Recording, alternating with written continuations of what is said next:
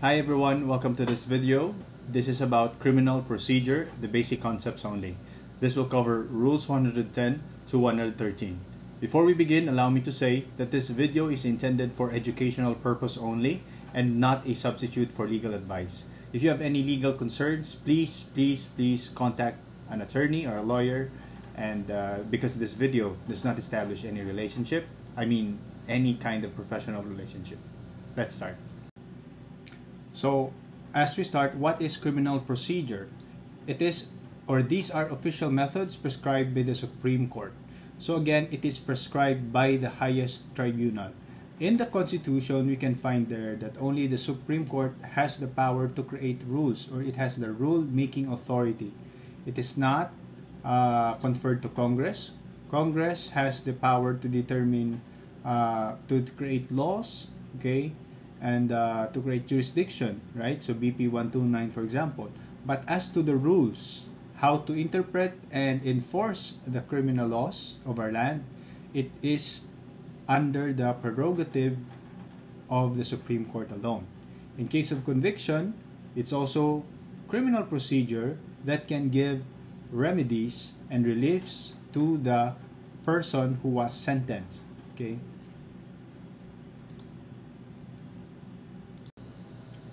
So it's also important to determine different systems of criminal procedure. So there are three: inquisitorial, accusatorial, and mixed.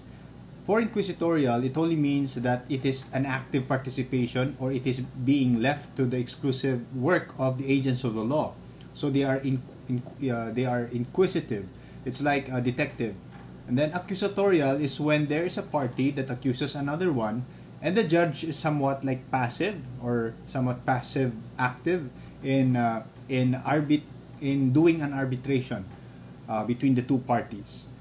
And there's another one that's mixed, and that is what we are practicing in the Philippines. It's a mixture of both worlds. So inquisitorial, for example, this is being done by the prosecutor. He determines if there is probable cause, while in accusatorial, this is observed in the trial proper. So therefore, in the Philippines, we are observing the mixed system of criminal procedure.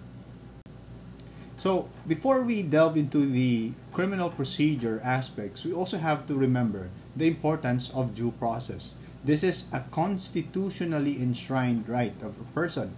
Just to recall, every person has the right, okay, not to be deprived of their life, liberty, and property without due process. So what are the elements of due process? First is that there is a competent tribunal. There must be a tribunal that has jurisdiction. And we will know later what is jurisdiction. And then it has lawfully acquired over the person of the accused. Since we are talking about criminal procedure, what is being at stake here is the person, the liberty of a person of the accused. So that's why it's important not just for the court to have authority, but also to have a valid and lawful acquisition of that authority towards that person. And then third is accused is given the opportunity to be heard. So the law must be a law that hears before it condemns. That's the maxim. It should hear before it condemns or acquits. And then there must be judgment, and that judgment must be rendered only upon hearing. So there's also a maxim that you must have a day in court. Okay, well, there are cases that where the accused does not appear in the court, but metaphorically, that's what due process is. So let's go now to jurisdiction, which is a very important aspect of criminal procedure, because without this, there will be no valid judgment, there will be no valid criminal, or criminal is not really criminal because the court does not have the jurisdiction. Now we have a popular saying that it's in the trial by publicity, right?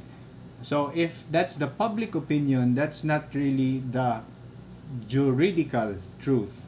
Going back again to my evidence video, there are three kinds of truth. So there could be perceived truth, there could be actual truth, and there's judicial truth. So once it's established by evidence in court, then we have the juridical truth. So what is jurisdiction? jurisdiction is the power of the court to hear and decide a case. And not just that, not just to decide the case, but it goes further beyond that decision. Sorry. The decision not just to render judgment, but to enforce such judgment.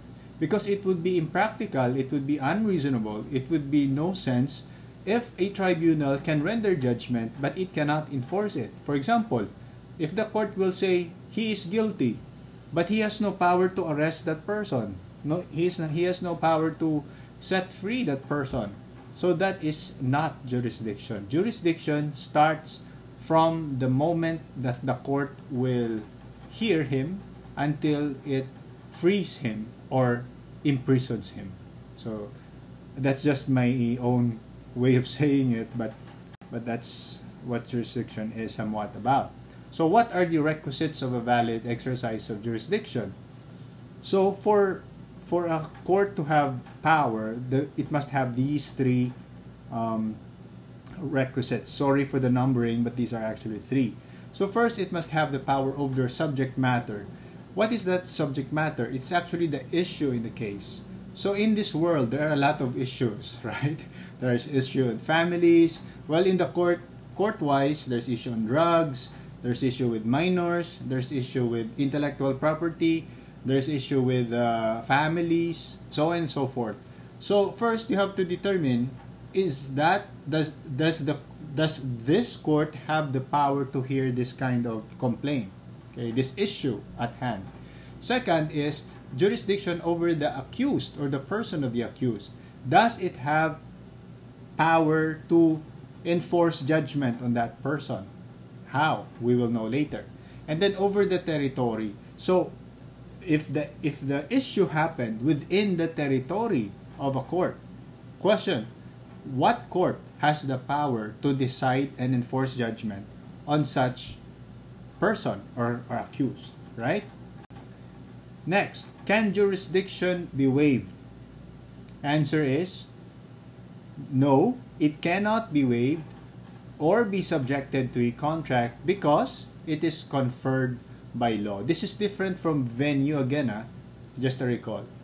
Anything that is conferred by law cannot be contracted away, right? That's why in contracts, just a review, contracts, people or parties are free to stipulate, right? Freedom, if I can recall it, the autonomy of contracts, right? Freedom are free to include any kind of terms and conditions as long as it is not contrary to law, morals, and public policy. But objections may be brought at any stage of the proceedings, even on appeal. This was reiterated by the court in a very recent decision of 2023 People versus Montilla. When a case is filed with the court which has no jurisdiction over the action, the court shall motu proprio dismiss the case. Even without another party questioning the jurisdiction, the court can just say, oh, I don't have power to hear this case. That's why even in international courts, such as the PCIJ, for example, Permanent Court of Arbitration, or The Hague. So ICJ, for example, usually the first sessions that they would conduct is determining whether the court has jurisdiction, because that is very important. How is jurisdiction determined? So we have to divide into two things. First, if it's about subject matter and territory, the jurisdiction may be determined by the allegations in the complaint. Okay, so what is that? That is the paper, the document that is submitted before the court.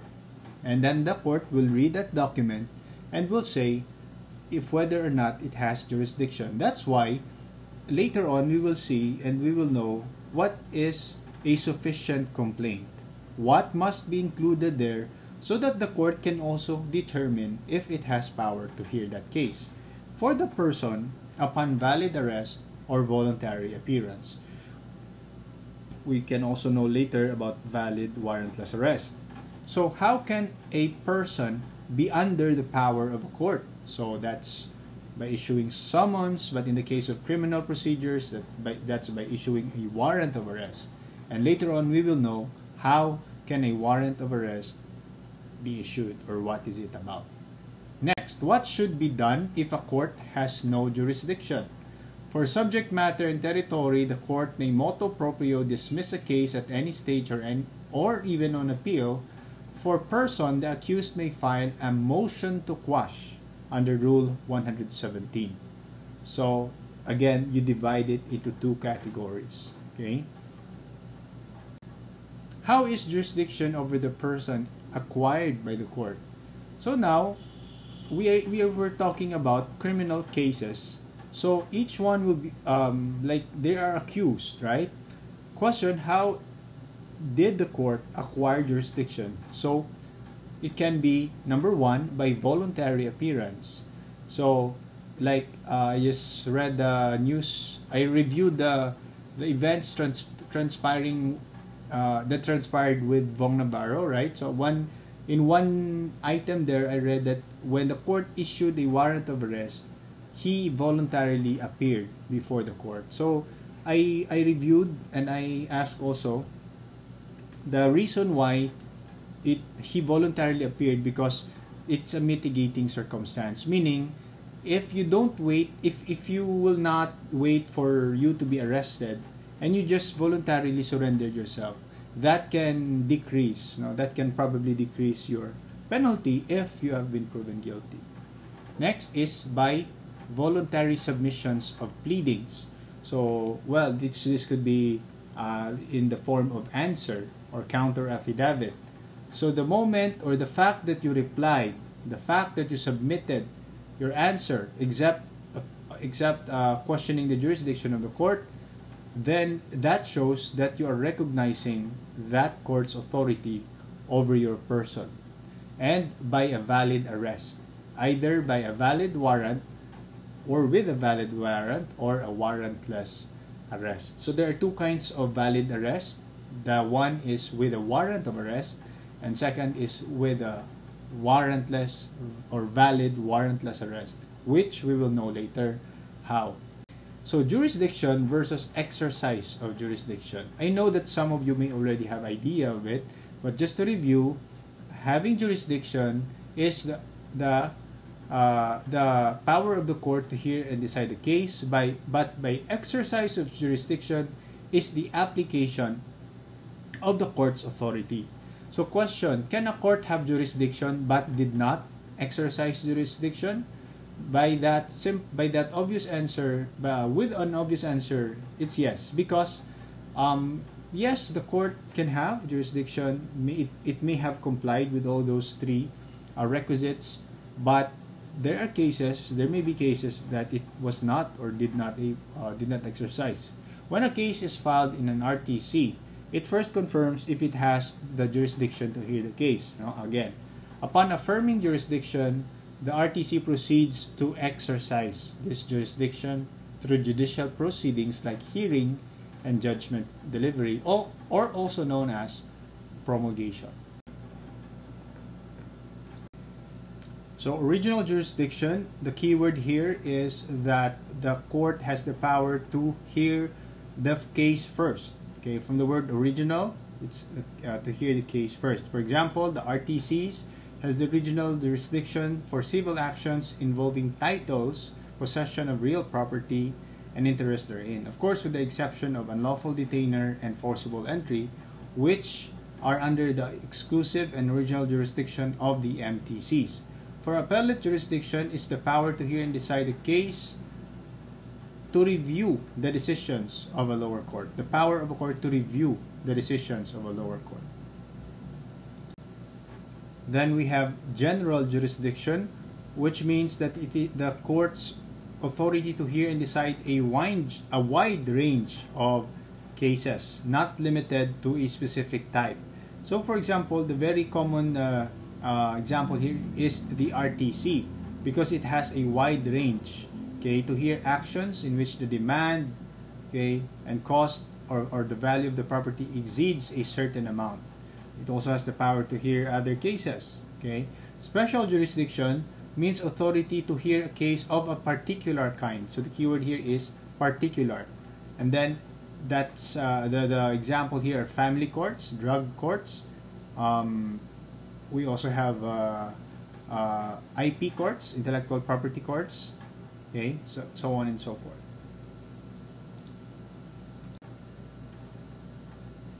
Exclusive jurisdiction, keyword here, to the exclusion of other courts. For example, the Court of Tax Appeals can hear cases to the exclusion of other courts, especially or only if that case is about a tax case arising from the NIRC. Concurrent jurisdiction is when more than one court can hear the same type of case. So keyword here is more than one court. Okay, for example, both the Supreme Court and the Court of Appeals have concurrent jurisdiction over these types of cases: certiorari, quo warranto, habeas corpus.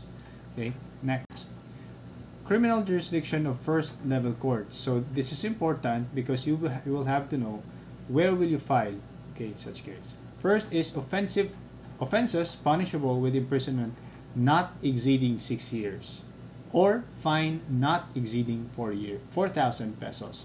So just remember the keyword not exceeding 6 years of imprisonment, irrespective of fines, not exceeding 4,000, damage to property through criminal negligence, and criminal cases of government officials not exceeding 6 years. So same like this at the top, but below the salary grade of 27, which is already under the jurisdiction of Sandiganbayan. Requisites for a valid exercise of criminal jurisdiction, as we have said a while ago, still the same. These three: subject matter, territory, person of the accused. Cases covered by summary procedure of the first level courts.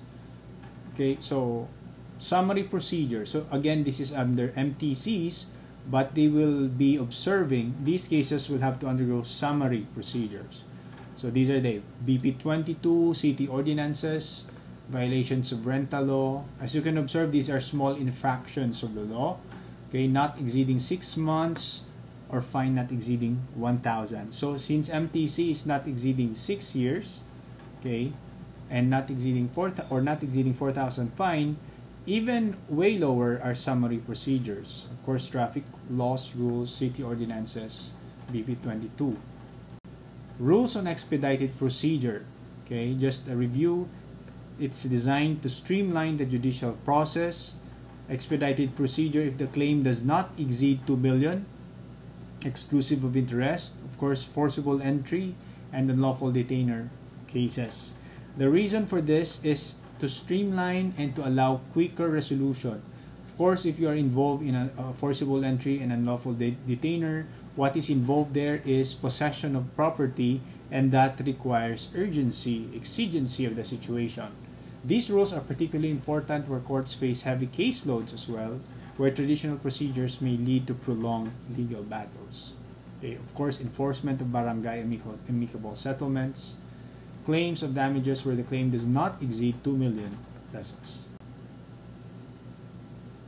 For criminal cases, these are also under the summary procedure, traffic laws, rental laws, BP 22 cases, which is very familiar, very common in a setup, in a court setup, and the rest of that. So just a comparison of summary procedure and rules on expedited procedure. So these are the. So now let's go to Katarungang. So this is the simplified process of the barangay conciliation proceeding. Okay, so first is that the complainant files a complaint with a lupon chairman. So remember, it's only with a single person, and that is the lupon chairman. And then the lupon chairman, or also known as the barangay captain, summons the respondent. Okay, if the respondent fails to appear, he is barred from filing a counterclaim. Assuming that he appears before the barangay captain, the captain or the lupon chairman will perform arbitration proceedings, pacific means, peaceful means, to settle the warring parties. And then, if it is the complainant, however, who fails to appear, then he is barred from seeking recourse in court. So if the chairman fails, or if the lupon fails, within 15 days from the first meeting of the parties before him, he sets the date of the constitution of the pangkat ng tagapagkasundo. So this now, you now evolve the tribunal into multiple personalities. Within 3 days from the constitution of the pangkat will summon the parties for a confrontation.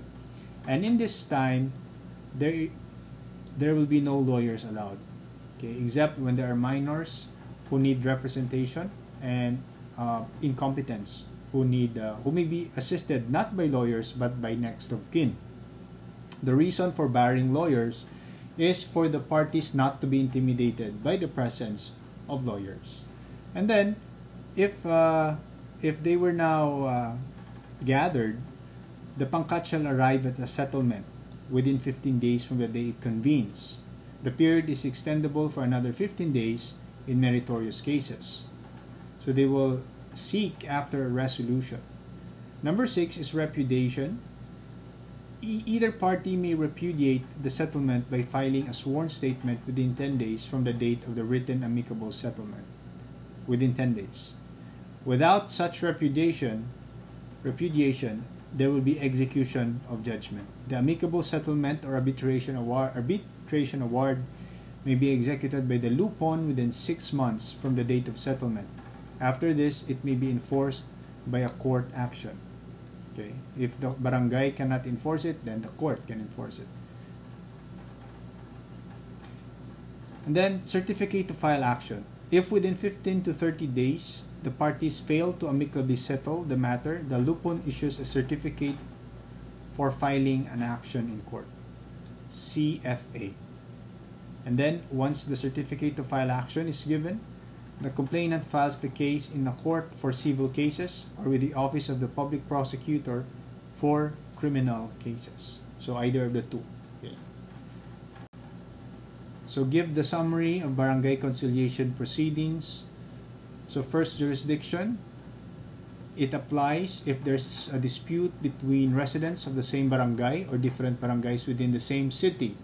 And this typically involves personal property or other community disputes. Initiation of proceedings. So again, as what we have mentioned, that lupon or the pangkat, mediation board, summoning, mediation sessions, failure to settle or successful settlement, the court will issue a certificate to file action if the settlement fails. Okay? And that's where we proceed to court. The rationale, of course, is for the court dockets not to be congested, okay, by petty things. Okay? And then there are also qualifications or cases exempted from barangay conciliation proceedings. So this is under Supreme Court Circular 1493. Those punishable by imprisonment exceeding 1 year or a fine over 5,000. Those involving real property located in different cities or municipalities. Offenses. Disputes involving parties actually residing in different cities or municipalities. Okay? And assuming that the punishment does not exceed 1 year. Urgent legal action is necessary. For labor disputes, of course, this is under the jurisdiction of labor arbiter. Actions to annul a marriage, legal separation, or for alimony, these are family cases, okay, family court cases. And then cases that are subject of another pending case, disputes involving parties who are under the jurisdiction of special courts like juvenile courts or family courts, and where one party is the government or any subdivision or instrumentality thereof. Let's go now to the MTC. What is the criminal jurisdiction of the MTCs? Does not exceed 6 years of imprisonment, and then does not exceed 4,000 if the penalty is fine. If both penalty and fine, you use the imprisonment as basis. Offenses involving damage to property to criminal negligence, applications for bail in criminal cases in the absence of RTC or province, and then criminal cases involving government officials below 6 years and below, or 4,000 and below. And that important, the salary grade is below grade 27. Okay, there's not equal to or below, but below below salary grade 27. So let's now go to RTC.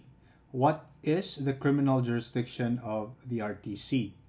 So there's quite a few, but I will just emphasize here: exclusive jurisdiction of other courts, or not within exclusive jurisdiction of other courts, such as Sandiganbayan. Okay, so we also have to remember the jurisdiction of Sandiganbayan.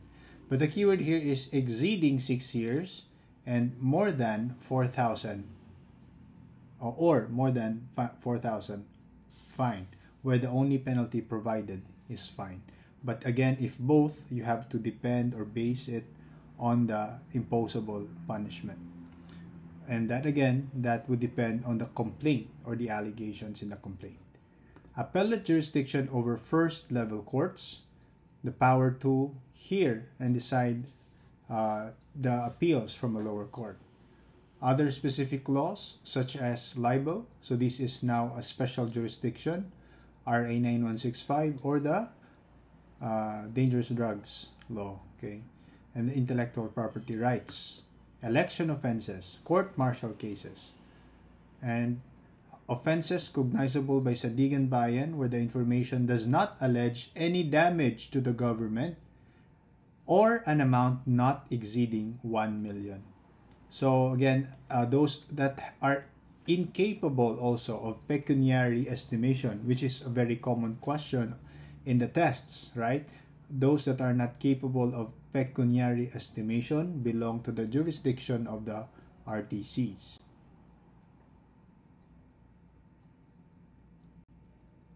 So let's go now to special jurisdiction, just quick. Sandiganbayan, these are the cases under Sandiganbayan. Notable there are anti-graft and corrupt practices, and then those that have salary grade 27 or higher. So just remember the number 27. Okay, and then graft and corruption, because again, Sandiganbayan is the anti-graft and corruption court, right? Can the Sandiganbayan hear a drug case? So in the case of Dilemma versus Guerrero, it cannot, because jurisdiction over the subject matter is conferred by law, and that the issue within the competence of regular courts or the RTC. Can the Sandiganbayan hear a drug case? Oh, that's a repetition. Jurisdiction of Court of Tax Appeals. Okay. So those that arise from the NRIC or the Customs Code, Bureau of Customs. Okay.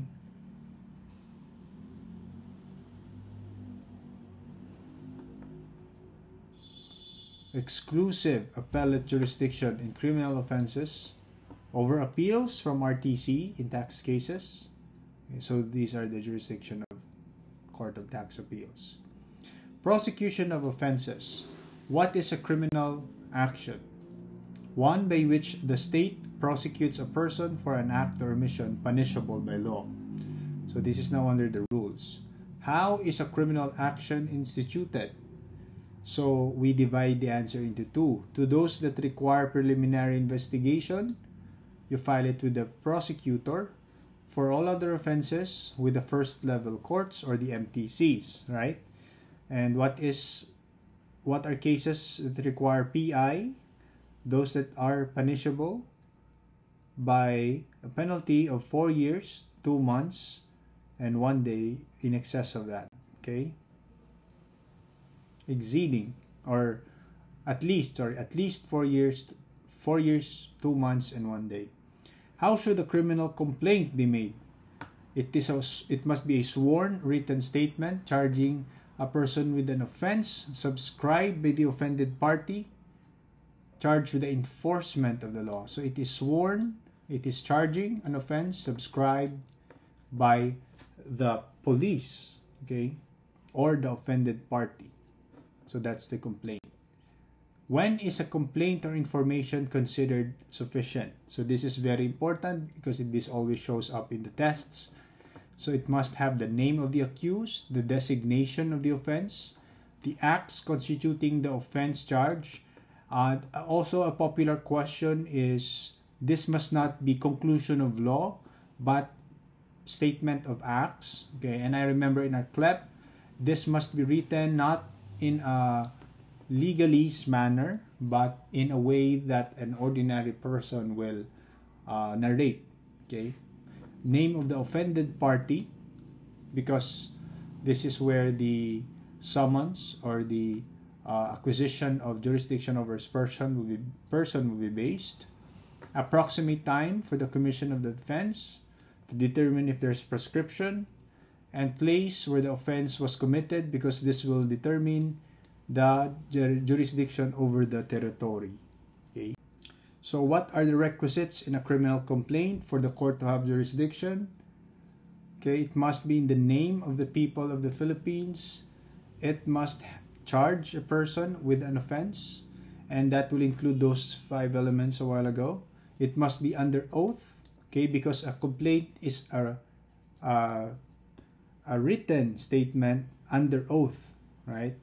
It must be subscribed by the offended party, not by the prosecutor. Now we will compare, we will differentiate the two. So the complaint is sworn. This is like an affidavit, while an information is not, because this is not sworn with the complainant, but this is filed by the prosecutor. Okay, who files?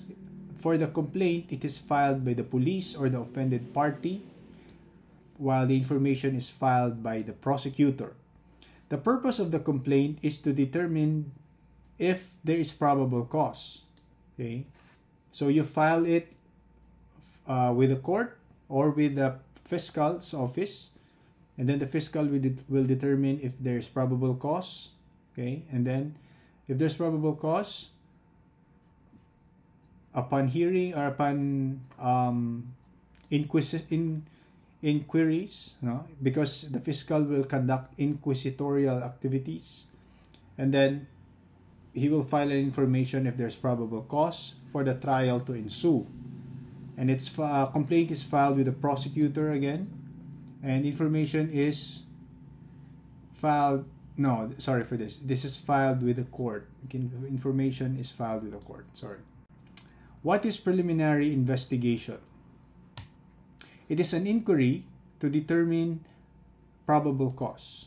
Okay, whether or not there is a sufficient ground to engender a well-founded belief that a crime has been committed and the accused is probably guilty thereof and should be held for trial. Okay, that's why an information is filed with the court, because once it's filed, then the trial may now proceed.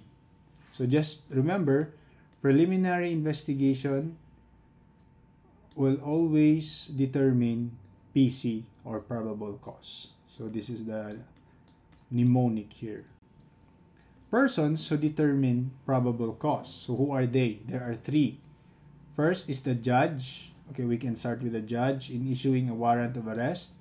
And the fiscal is what we're talking to determine whether or not to file an information to proceed to trial. And private persons, actually, and the police in the cases of warrantless arrest.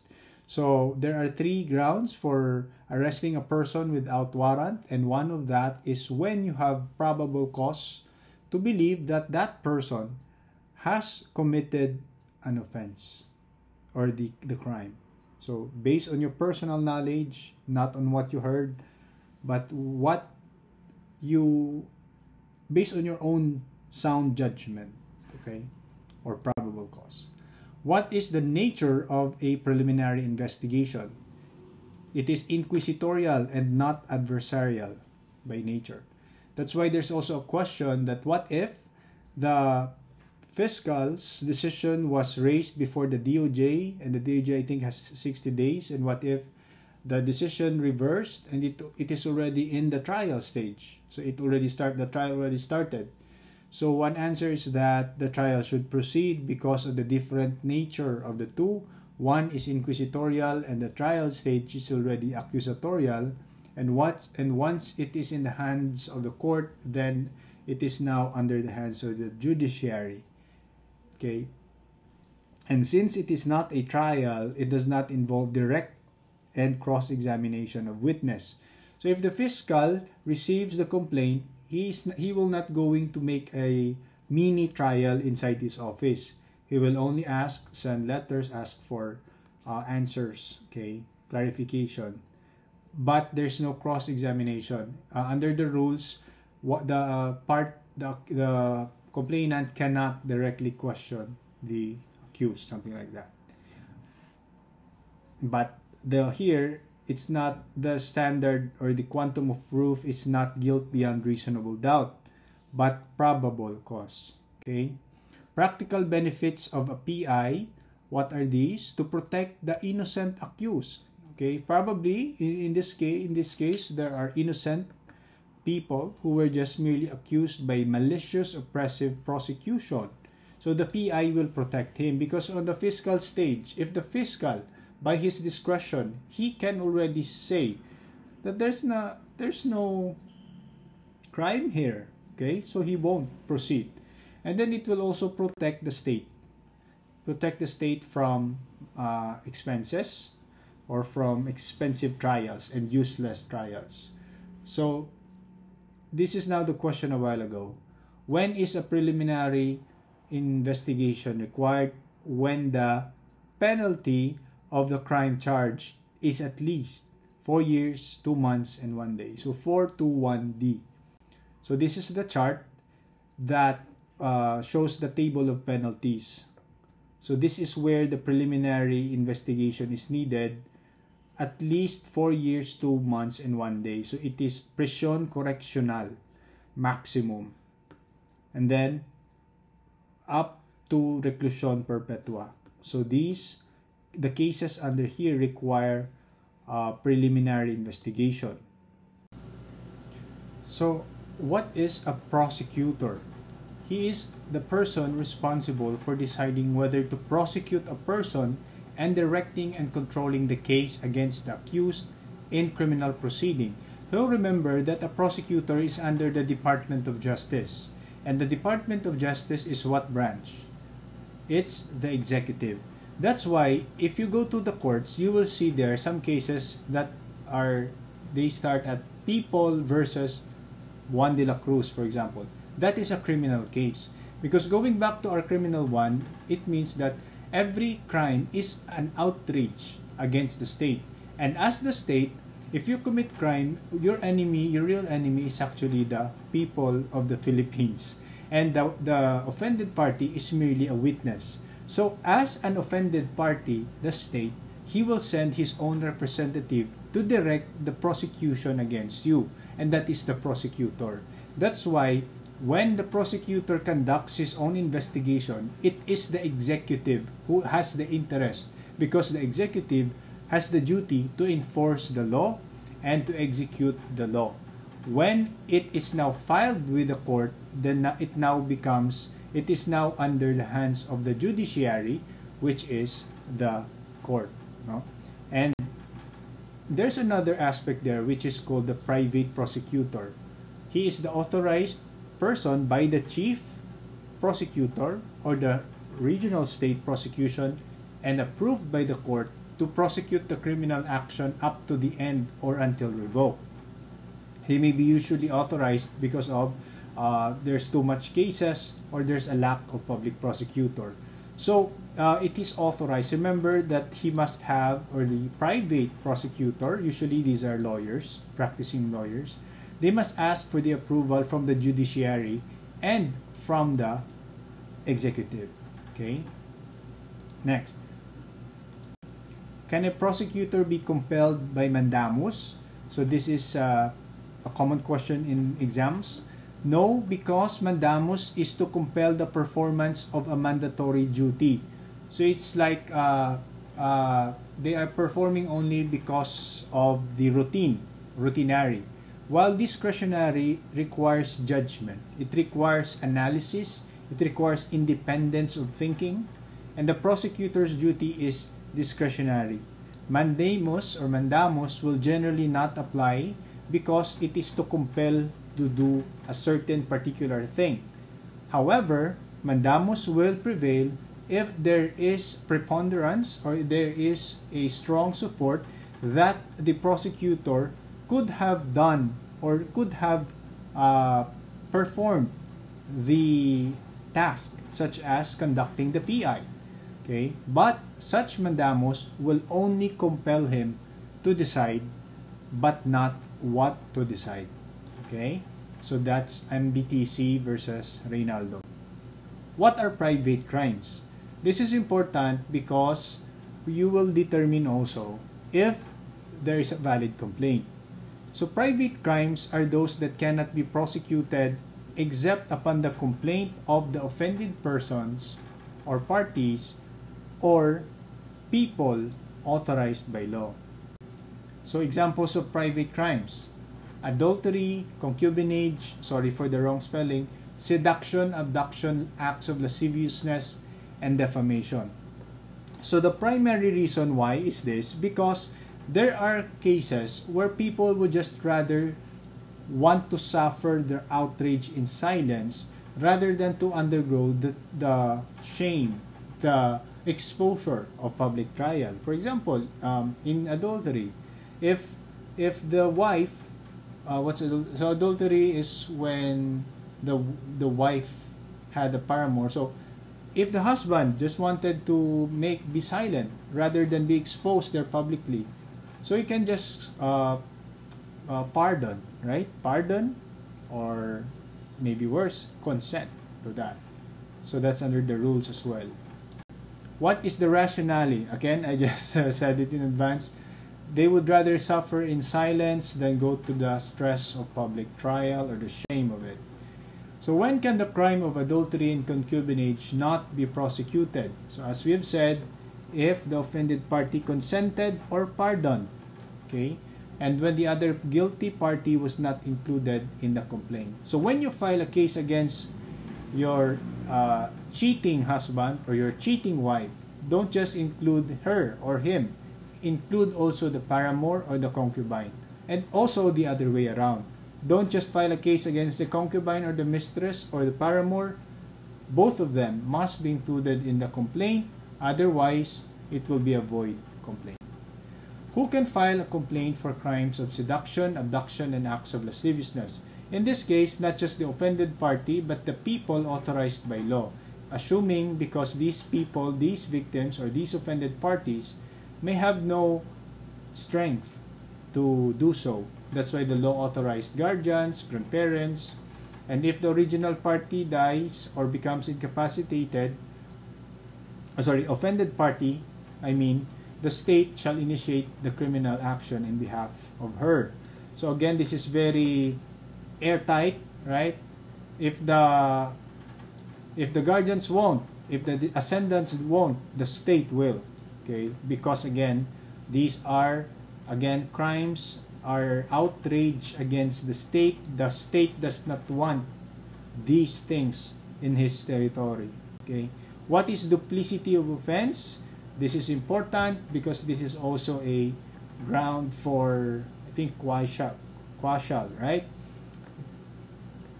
As a general rule, a complaint or information should only charge one offense. But if it charges separate and distinct offenses, that's duplicity of offense. Exceptions: if the law prescribes one punishment for various offenses, such as complex crimes, special complex crimes, and compound crimes. How to determine if there is duplicity of offense? When each designation of offense requires proof of a fact which the other does not. Again, when each of these designation requires of a fact which the other does not. So example, if charge A and charge B both need different facts to be proven, then they're not the same crime. And if they are inside one complaint or information, then there's already duplicity of offense. Again, if charge A has different set of elements, charge B different, then there's duplicity. But if their elements are one and the same, there's no duplicity of offense. What is the essence of distinguishing substantial versus formal amendment? Maintains the fairness of the proceedings, okay? Prevents unfairness or unfair surprises. Upholds integrity and prevent unnecessary delays. And will also determine the case's outcome, because it is through your complaint that the defense will prepare his evidence. So if you keep on changing and amending that, then that would also be unfair, because that will cause surprise to the accused. So that this is the distinction. So charges another offense that's substantial. Can it be done before accused enters plea with leave of court? Okay, because once the accused enters his plea, then he already took upon himself the charge, right? And he responded. That's why it must be made before accused enters plea. But if it's only a mere formal amendment, it only corrects typographical errors or rectifies something that is not surprising to the accused, then it can be done even after plea, as long as with leave of court, without causing prejudice to the accused. Again, the law also under the pro reo doctrine leans in favor of the accused in case there is ambiguity or there's rules as well. It must be in favor of the accused and against the state. Appeal to the office of the president. So this is in the case of questioning the ruling of a prosecutor. So just quick. So the investigating prosecutor finds cause. Okay. He forwards the resolution to the office of the city provincial prosecutor. If one party disagrees, they can file an MR within 15 days. And then if not allowed or dismissed, then the office of the city prosecutor shall act within 10 days. Rule 112. And then if the questioning party would like to appeal the ruling of the preliminary investigation, they must first determine three things. If it exceeds 6 years, where do they appeal? They appeal to the office of the Secretary of Justice. So again, if the punishment is imprisonment exceeding 6 years, SOJ. If it does not exceed 6 years, then they must file with the Prosecutor General if in NCR, or with the Regional State Prosecutor if outside NCR. But also take note that the Secretary of Justice has residual power to review the decisions of the office of the city or provincial or regional or Prosecutor General.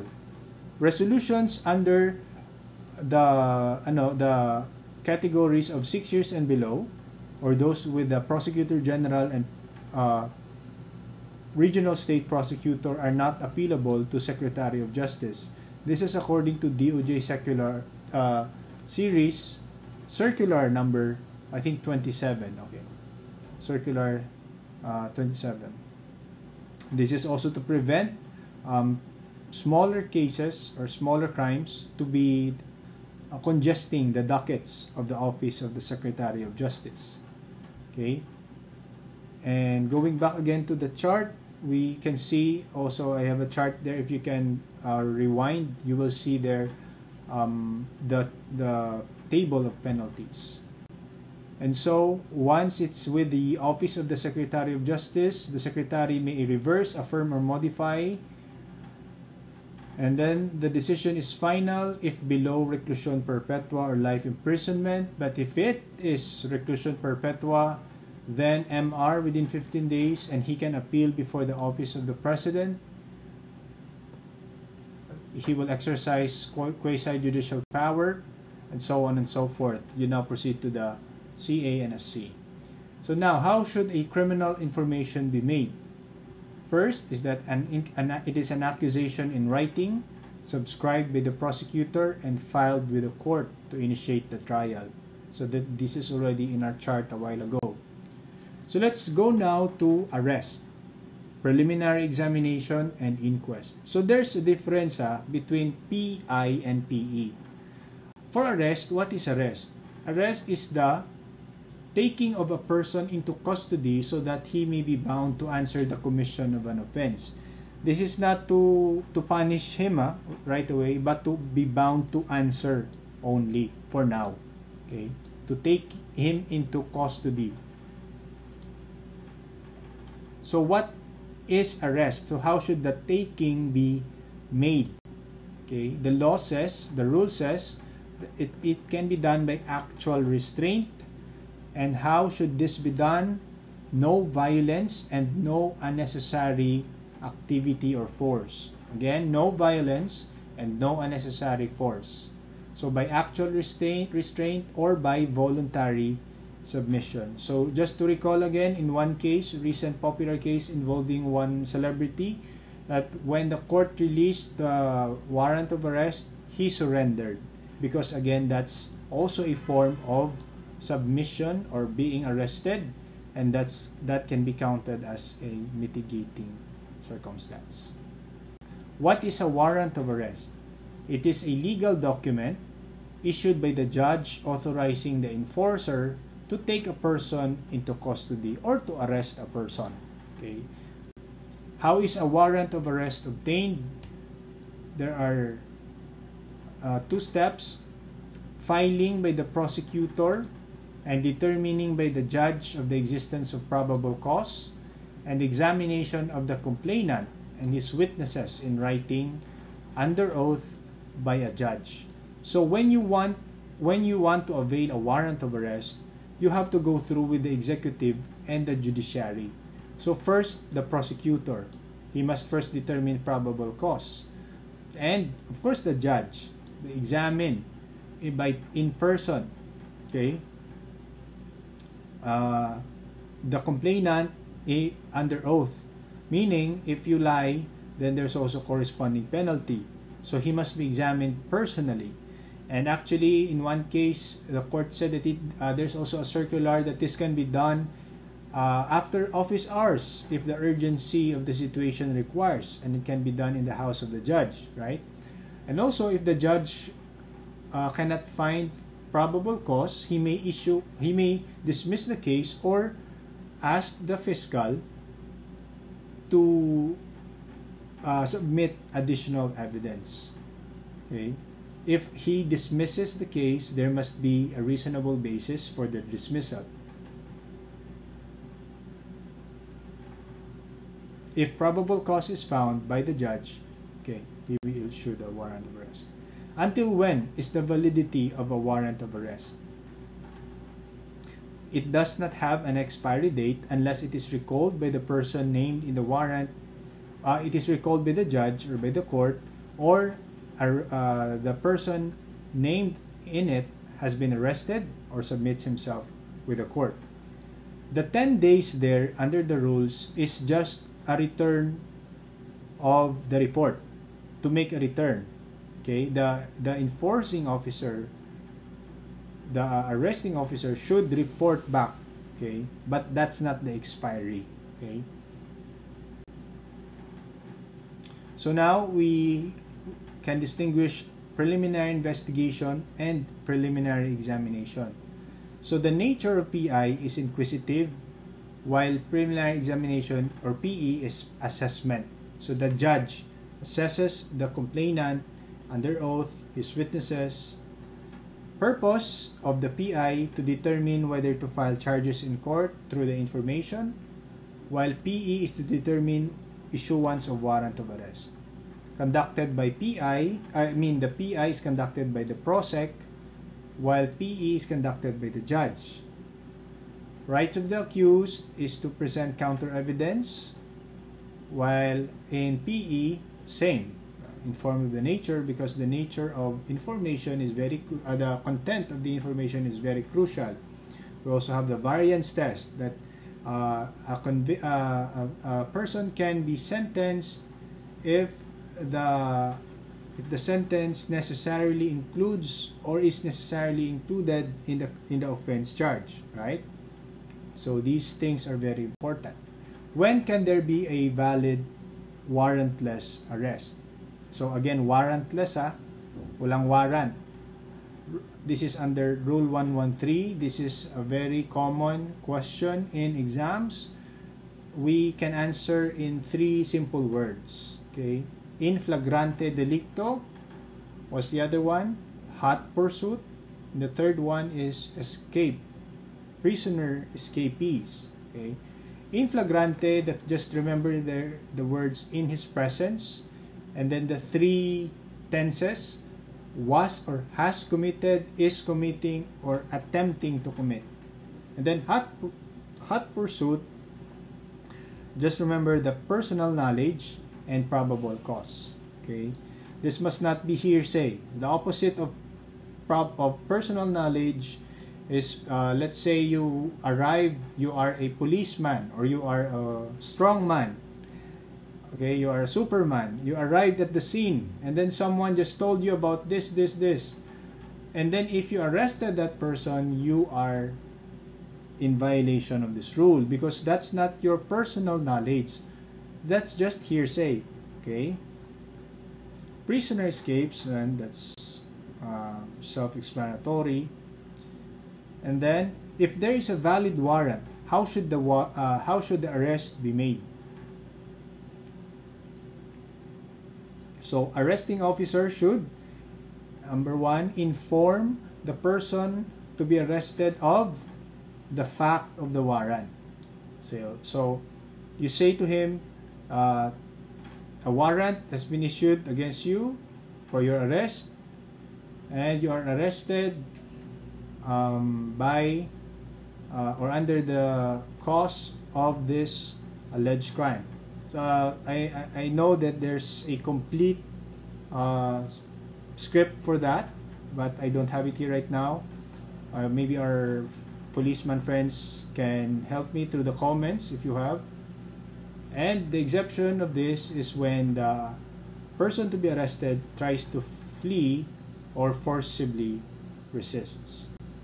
Second to the last, what is an inquest? An inquest is an informal proceeding conducted by the public prosecutor if the person was arrested without the benefit of a warrant, and the purpose is to determine whether he will remain in custody and be charged in court or be released.